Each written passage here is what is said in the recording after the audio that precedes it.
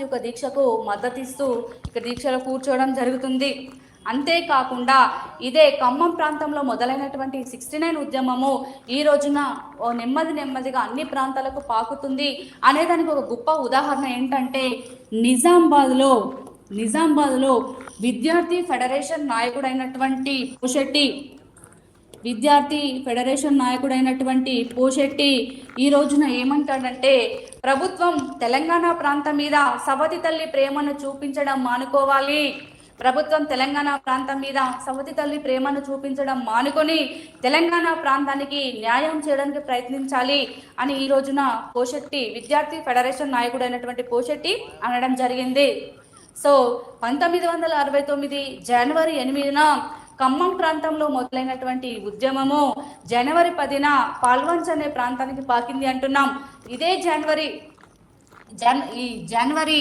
10న పోషెట్టి నిజామాబాద్లోని పోషెట్టి కూడా ఈ రవీంద్రనాథ్ యొక్క దీక్షకు మద్దతు తెలుపుతూ ఈ విధంగా ప్రభుత్వాన్ని ప్రశ్నించడం జరిగింది అని చూస్తున్నాం. ఇంకా చూస్తే జనవరి 12 ఈ విషయం గుర్తుపెట్టుకోవాలి. జనవరి 12 అన్నటువంటి కాన్సెప్ట్ చాలా ఇంపార్టెంట్.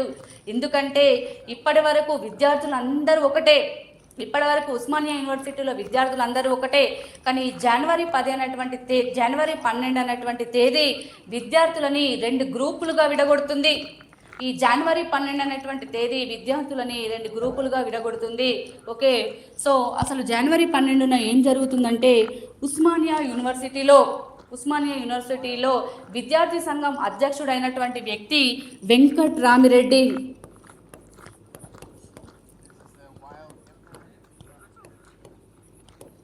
జనవరి 12లో ఉస్మానియా యూనివర్సిటీలో విద్యార్థి సంఘం అధ్యక్షుడైనటువంటి వెంకట్రామిరెడ్డి ఆధ్వర్యంలో ఈ రోజున మరి మీటింగ్ జరుగుతుంది. ఈ రోజున సమావేశం నిర్వహిస్తారు వెంకట్రామిరెడ్డి ఆధ్వర్యంలో.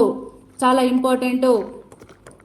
జనవరి 12వ తేదీన ఉస్మానియా యూనివర్సిటీలో విద్యార్థి సంఘం అధ్యక్షుడైనటువంటి వెంకట్రామిరెడ్డి ఆధ్వర్యంలో సమావేశం నిర్వహిస్తారు. మరి ఈ సమావేశంలో తీసుకున్నటువంటి నిర్ణయాలేంటి, వాళ్ళు ప్రభుత్వానికి